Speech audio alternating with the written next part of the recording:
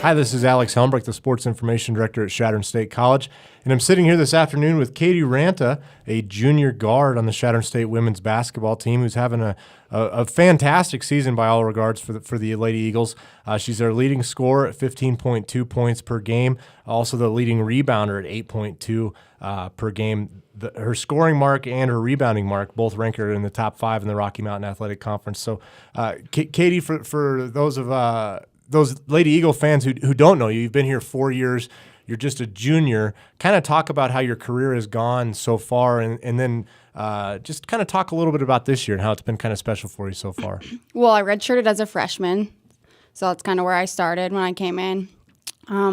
Past 3 years or so, I didn't play very much, so I wasn't ready. I don't think I wasn't fast enough. I wasn't strong enough. I just wasn't ready to play college basketball. So this summer I really worked hard, knowing that a lot of the girls left last year. So I tried really hard to work out, put a lot of muscle mass on, try and get quicker. And, it just so happened that I was given the shot, and I'm just playing well right now. So you had a great game against Adams State. You scored 40 points, which is the third highest total in Chadron State history. It's actually the third highest total in NCAA Division II this year. Talk a little bit about that game. I know you went to the free throw line a lot. You set a school record with the number of makes that you had. But you're playing and taking 20 free throw shots. It takes a lot of toll on your body, and you probably weren't physically ready for that until this year. Yeah, I don't think I was at all. Past couple of years, I wouldn't have been able to play a full game, especially shooting that many shots and that many free throws. With the shape that I came in this year, we did condition a lot, and I thought that helped my body get ready for that game. But yeah, I was shooting a lot of free throws, but I also had to get the ball from my teammates, and that's what helped me get to the free throw line or get those open shots, as my teammates did pass me the ball. So obviously I couldn't have done it without them. Now, I was talking to you a little bit ago, and you told me that you don't really look at stats, and as a sports information director, that kind of breaks my heart a little bit. But what is the reason? Why don't you do that? Do you feel like your motivation would be changed if you did? Or I just think that if I look at my stats, then I'm overthinking everything. If I did shoot bad that game, obviously I know I shot bad. I don't need the stats to look at it. And then you overthink everything, I need to shoot better the next game, or I need to rebound more. Obviously, if we win or lose, that's the only stat we need to look at. If we win, obviously we did our job.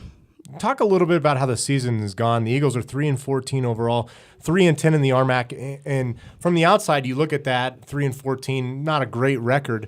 But for those fans and for the people in Chadron who've watched the game, there's really been a growth that has gone on within the team. Just talk a little bit about your role on that. We're a really young team, and Sadie was our only girl that's came in that had a lot of,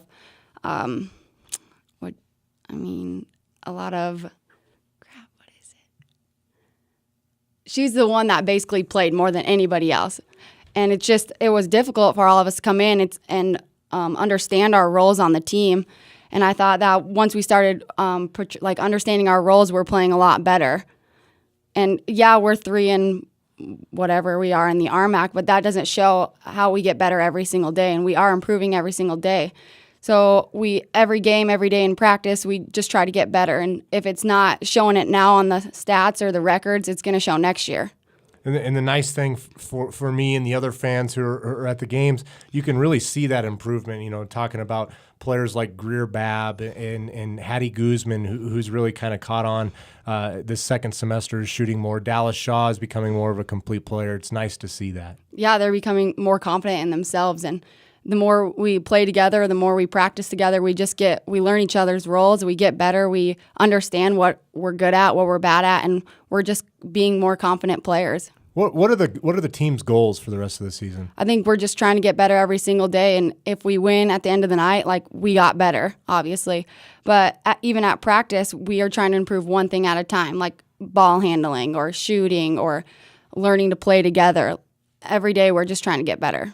It's a big weekend this weekend for Chadron State. The Eagles will host Metro State on Friday and Regis on Saturday. Both of those games will be a 6 p.m. tip-off, and of course will be followed by the men's game at 8 p.m. What do you know about Metro and Regis? I know you've played both of them before on Denver and during the first semester, suffered losses there, so I'm sure you and the other girls are probably ready to take another stab at them. Yeah, they're a tough team. They rebound well. They're big.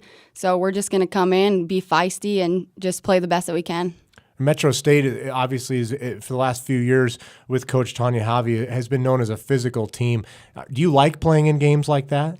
I do. I mean, I think it's something that I'm not used to, so it's nice to get that experience because we're going to have games like that. So, I mean, you take their best shot and see how we can roll with it. And then Regis, a team has had the same coach for over 20 years, runs a system that they run very well. How do you prepare for them?